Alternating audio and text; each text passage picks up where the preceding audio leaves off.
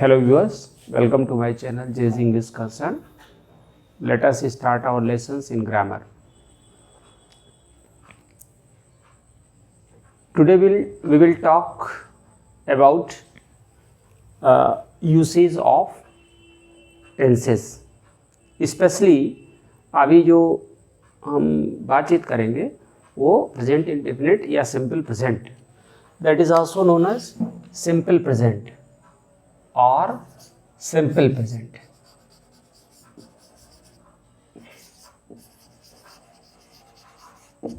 ये दोनों एक ही हैं लगभग, लेकिन अब ये है कि थोड़ा सा मैंने जब टेंस पढ़ाया था उसमें आप देख सकते हैं कि किस तरह से मैंने अंतर बताया है. जब हम बीइंग और पोजीशन को इंक्लूड कर लेंगे तो और प्रेजेंट इंडेफिनिट के भी एक्शन को भी इंक्लूड करेंगे तो वो सिंपल प्रेजेंट हो जाएगा, और केवल एक्शन को डिनोट करेंगे तो फिलहाल तो इसको हम देख सकते हैं. अब चलते हैं आगे, इसमें देखें कि इसमें हम क्या प्रेजेंट इंडेफिनिट टेंस पहला किस लिए यूज़ होता है.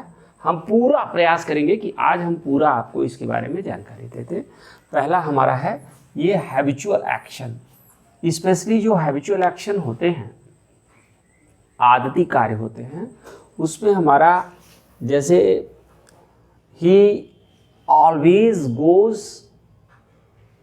For morning walk, he always goes for morning walk. अब he always goes for morning walk, तो यहाँ पर हैबिचुअल एक्शन है. He takes milk in the morning, he takes milk in the morning. ये हैबिचुअल एक्शन है कि he always takes milk in the morning. Specially हम ये जो always है, यूजुअली है, ऑफन है, ये जो यूज़ करते हैं हम स्पेशली वो हैबिचुअल एक्शन को स्पेसिफाई कर देते हैं. he takes milk in the morning, ये भी हैबिचुअल एक्शन है, लेकिन हम अगर कहते हैं he always takes, तो अब यहाँ पर हैबिचुअल एक्शन पूरी तरह से क्लैरिफाई हो जाता है, मॉडिफाई हो जाता है, और एकदम हम ये समझे कि एम्फेसाइज हो जाता है, तो क्लियर हो जाता है. तो इसीलिए ऑलवेज और यूजुअली, ऑफन, ये सब वर्ड्स उसमें आते हैं. दूसरा है जनरल ट्रुथ या एटर्नल ट्रुथ. जैसे हम कहते हैं Ganga rises from Himalaya, the sun rises in the east. एक बात और कि जब जनरल ट्रुथ होता है तो उसमें इस बात का ख्याल रखते हैं कि जो जनरल ट्रुथ और हैबिचुअल ट्रुथ, और एक और चीज़ है उसमें, एक चीज़ और हम इंक्लूड कर सकते हैं कि जैसे साइंटिफिक ट्रुथ, जैसे साइंटिफिक ट्रुथ, ये जो जनरल ट्रुथ की बात मैं कर रहा हूँ, इसी के अंदर का आप ये भी ला सकते हैं साइंटिफिक ट्रुथ. जैसे अब हम ये कह सकते हैं कि oil floats on water if poured. Oil floats on water. Oil floats on water. ये भी एक है. ऐसे आप रह दें, if poured नहीं, हटा दीजिए if poured, तो भी हम क्या करेंगे Oil floats on water. अब ये है, जैसे ये साइंटिफिक ट्रुथ है, ये साइंटिफिक ट्रुथ है. तो अब हम चलते हैं, इसका आपने समझ लिया कि जनरल ट्रुथ, एटर्नल ट्रुथ और साइंटिफिक ट्रुथ ये भी है. उसमें साइंटिफिक ट्रुथ को भी हम लेकर के चलेंगे. इन एक्सक्लेमेटरी सेंटेंसेस जैसे here comes Antony, here comes Antony. अब here comes, specially here comes the bus. इस तरह से जो, अरे देखो बस आ गई, हियर कम्स द बस. तो ऐसे सेंटेंसेस में हम इन एक्सक्लेमेटरी सेंटेंसेस में हम ये लगाते हैं. अब विविड नैरेटिव, स्पेशली ड्रामा और हिस्टोरिक इवेंट्स, इसमें भी हम प्रेजेंट इंडेफिनिट टेंस का प्रयोग करते हैं. विविड नैरेटिव में जैसे कहते हैं कि यू टू ब्रूटस, सीजर बोलता है, देखिए देन फॉल्स सीजर, फॉल्स। ठीक है। अब जैसे जब हम इसको, एक बात और है, विविड नैरेटिव, इसको हम ये भी कह सकते हैं कि विविड नैरेटिव जो होता है स्पेशली ये हम समरी भी कह सकते हैं।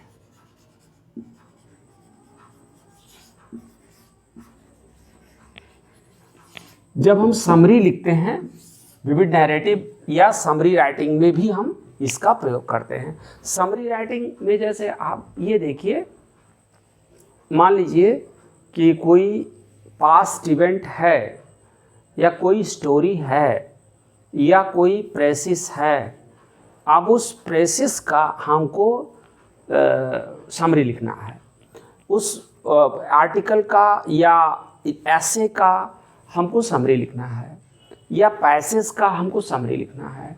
तो जब भी हम समरी लिखेंगे तो उसको प्रेजेंट इंडेफिनिट में ही लिखेंगे समरी राइटिंग के लिए। ये ध्यान रखें, ये विविड नैरेटिव ये उसी से संबंधित है, नरेट करना या समराइज करना। वही मैं यहाँ कहना चाहता हूँ कि ड्रामा या हिस्टोरिक इवेंट का स्पेशली तो विविड नैरेटिव होगा, लेकिन अन्य जैसे मान लीजिए पैसेज का आपको समरी राइटिंग करना है तो वहाँ विविड नैरेटिव नहीं कहा जा सकता है, वहाँ स्पेशली हम कहेंगे समरी राइटिंग में इसका प्रयोग करते हैं।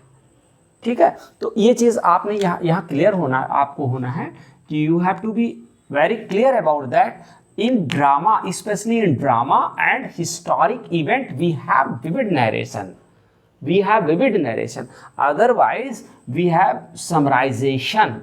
Vivid narration and summarizations are different things. So summary writing is also a kind of narration, but not vivid narration. Vivid narration, it is simple narration. Vivid narration that gives you a picture that when it is described, when it is narrated, a kind of picture is running in your mind, then it is vivid narration. But here it doesn't intend to create a picture in your mind. That is here summary writing. तो हम summary writing में इसका प्रयोग करते हैं, vivid narrative में हम करते हैं, एक्सक्लेमेटरी सेंटेंस जैसे बताया बहुत छोटा है, जनरल ट्रूथ, और एक बात है साइंटिफिक ट्रूथ में मैंने बताया यहाँ पर।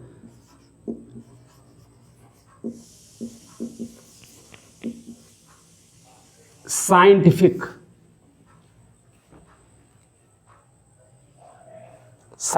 ट्रूथ, तो ये जो साइंटिफिक ट्रूथ है इसमें भी हम इसका प्रयोग करते हैं। अब परमानेंट एक्शन, अब देखिए यहाँ पर जो है I teach in this school, I am teaching in this school, my father teaches in this school, my father is teaching in this school. दोनों में अंतर करिए। यहाँ पर देखिए जैसे जो परमानेंट एक्शन होते हैं वो हमेशा याद रखिए। जैसे my son studies in this school, my son studies in this school, मतलब he is a bona fide student, regular student, permanent student है। या मैं परमानेंट टीचर हूँ तो I work with this department, I work with this department, I am working with this department. It means private, either privately employed और for some time employed. I am I am employed with this, I am working with this. तो ये चीज़ थोड़ा सा ध्यान देने की ज़रूरत है कि जो परमानेंट एक्शन है उसके लिए, जैसे परमानेंट एक्शन शो करने के लिए, कोई भी परमानेंट एक्शन शो करने के लिए हम प्रेजेंट इंडेफिनिट टेंस का प्रयोग करते हैं। अब शेड्यूल्ड फ्यूचर एक्शन, जैसे मान लीजिए राम, जैसे अब एक चीज़ यहाँ समझ लेना है इसी समय भी, ये तीनों चीज़ों को समझ लेना है कि राम कल दिल्ली जा रहा है, ये भी फ्यूचर एक्शन है।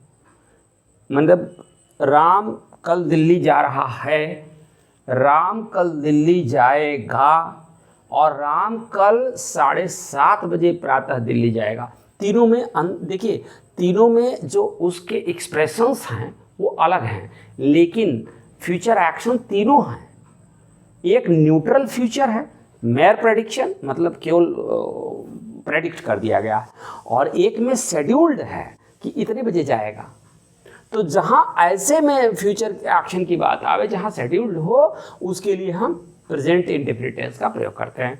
और अगर ऐसे हो कि कल वह दिल्ली जा रहा है, कल वह दिल्ली जा रहा है, तो इसके लिए प्रेजेंट कॉन्टिन्यूअस टेंस का प्रयोग करते हैं। और तीनों के लगभग अर्थ बोधन एक ही है। वो कल दिल्ली जाएगा, अर्थबोधन एक है। अर्थबोधन, ध्यान दें, इसमें अर्थबोधन एक है, लेकिन एक्सप्रेशन, कहने के तरीके अलग अलग हैं। वो कल दिल्ली जा रहा है, कल दिल्ली जाएगा, या कल 7:30 बजे दिल्ली जाएगा, तीनों का अर्थबोधन एक है लगभग। तो यहाँ ये समझ लें, हम जो फ्यूचर एक्शन ऐसा हो जो शेड्यूल्ड हो, जैसे Bombay BT leaves eight 5:53 morning. अब यहाँ पर शेड्यूल एक्शन है, कल जाएगी, कल जाएगी, टुमारो। अब टू इंट्रोड्यूस कोटेशंस, जैसे हम बार बार कहते हैं कि द पोएट सेज दैट, है ना, या कीट्स सेज, कहते हैं कीट्स सेज। अब स्पेशली जो कोटेशंस होते हैं उनमें हम बराबर इसका प्रयोग करते हैं।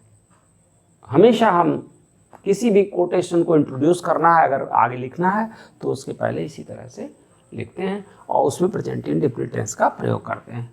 अच्छा, अब न्यूज़पेपर हेडलाइंस, ये जो न्यूज़पेपर हेडलाइंस है बहुत इम्पॉर्टेंट है।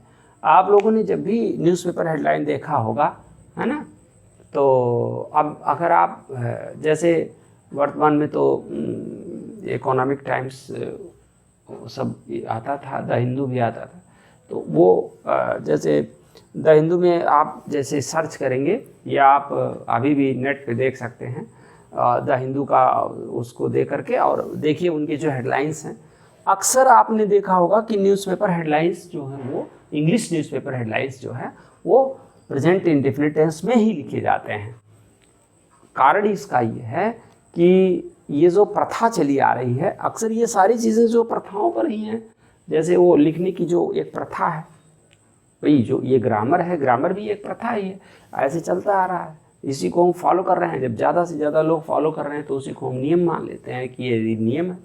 तो यही है कि जो न्यूज़पेपर हेडलाइंस होते हैं, प्रयास किया जाता है कि उसको जो प्रेजेंट इंडेफिनिट टेंस में लिखा जाए, और अगर संभव नहीं है तो पास्ट इंडेफिनिट में भी लिखा जाता है as a substitute. Process writing, अच्छा, जैसे हम यहाँ कह लें, एक हम न्यूज़पेपर हेडलाइन दे दें कि government announces bulk recruitment of teachers in Bihar. देखिए, government announces bulk recruitment of teachers in Bihar. अब ये हेडलाइन जो है अनाउंसेस, देखिए आप, अब यहाँ पर देखिए प्रोसेस राइटिंग है। प्रोसेस राइटिंग, मान लीजिए आपको चाय बनाना है, आपको हलवा बनाना है, आपको रोटी बनाना है, आपको कोई भी जो चीज़ बनानी है ना, या कोई जो है लाइब्रेरी में कोई जो है प्रैक्टिकल करना है, तो हम क्या करेंगे, उस प्रोसेस को जब भी लिखें तो प्रेजेंट इंडेफिनिट टेंस में ही लिखें। उस प्रोसेस को हमेशा जब भी इंग्लिश में लिखना हो तो प्रोसेस राइटिंग को, चाहे आप प्रयोगशाला में कर रहे हो, चाहे आपकी चाय बनाने का, वी टेक एक tea pan, we pour 2 cups of water and 2 cups of milk. भाई इस तरह से अब वो प्रोसेस जैसे एक प्रक्रिया है, उस प्रोसेस को हम फॉलो करते हैं कि क्या क्या हमको लेना है और क्या क्या करना है ना। Light the gas for 5 minutes, है ना, मिक्स द, इस तरह से वी मिक्स द जिंजर, ये इस तरह से we add milk, sorry sugar up to the taste for 2 spoonful, 3 spoonful, 4 spoonful accordingly. तो that is process writing. Commentaries में, लाइव कमेंट्रीज स्पेशली देखिए, जो हमारे वो अभी क्रिकेट आप देख रहे होंगे, क्रिकेट में आप देखें कि जो लाइव कमेंट्री है, नाउ जैसे रोहित शर्मा बॉल्स, है ना, now this is this he bats, तो अब now he balls he bats, तो दैट इज विविड नरेशन। कोई देख करके सामने जो आप तक वो जो है कमेंट्री कर रहा है, वो कमेंट्री आ रही है, तो वो अक्सर इंग्लिश में अगर कर रहा है तो वो निश्चित तौर पर ज़्यादा से ज़्यादा वाक्यों को प्रेजेंट इंडेफिनिट टेंस में करने का प्रयास करता है, और वही सही तरीका भी है।